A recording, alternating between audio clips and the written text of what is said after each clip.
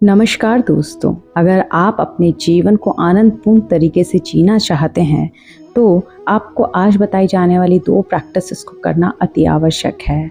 यह प्रैक्टिस नियमित करने से आप अपने जीवन में हर एक क्षण को जीवंत रूप से जीने लगते हैं।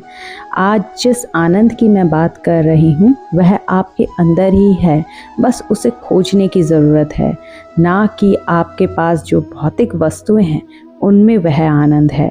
यह 2 प्रैक्टिस आपके अंदर के आनंद को परम आनंद से जोड़ने में सहायक होता है। यह 2 प्रैक्टिस माइंडफुलनेस और मेडिटेशन है। ज़्यादातर लोग माइंडफुलनेस को ही मेडिटेशन समझ लेते हैं, जबकि माइंडफुलनेस पहला आवश्यक स्टेप है मेडिटेशन में जाने का। सबसे पहले माइंडफुलनेस को समझने की कोशिश करते हैं। माइंडफुलनेस शब्द का मतलब है वर्तमान क्षण में पूरी तरह से उपस्थित होना। यह एक मानसिक अवस्था है जिसमें हम अपने विचारों, भावनाओं और संवेदनाओं को बिना किसी जजमेंट के स्वीकार करते हैं।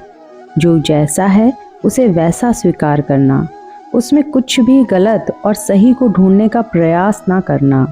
जैसे जब आप खाना खा रहे हों तो सिर्फ खाने का स्वाद, उसकी सुगंध, उसके टेक्सचर पर ध्यान देना। यह प्रैक्टिस हम दिन भर में कई बार कर सकते हैं, दिन भर के कई अनेक कार्यों के साथ, किसी भी समय और कहीं भी इसका अभ्यास किया जा सकता है। यह हमें हमारे दैनिक जीवन में अधिक जागरूक और उपस्थित रहने में मदद करता है। माइंडफुलनेस से तनाव कम होता है, ध्यान की शक्ति बढ़ती है और मानसिक शक्ति मिलती है। आनंद की खोज में अगला स्टेप है मेडिटेशन। मेडिटेशन एक मानसिक अभ्यास है जिसमें आप अपने मन को एकाग्र करने के लिए किसी विशेष विधि का उपयोग करते हैं। इसमें विभिन्न तकनीकें होती हैं, जैसे कि ध्यान लगाना, मंत्र जपना, गहरी सांसें लेना।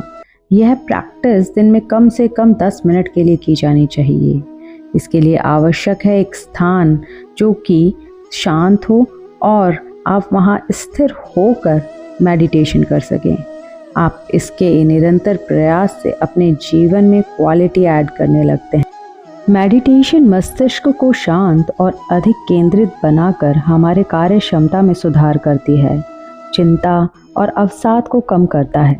इसी के साथ हमारी आत्म जागरूकता को बढ़ाता है, जिसकी वजह से हम परम आनंद को खोज सकते हैं। अगर आपके अंदर परम आनंद को जानने की जिज्ञासा है तो हमारी श्रीमद् भगवद गीता सभी 700 श्लोक हिंदी में तात्पर्य के साथ प्लेलिस्ट को सुन सकते हैं।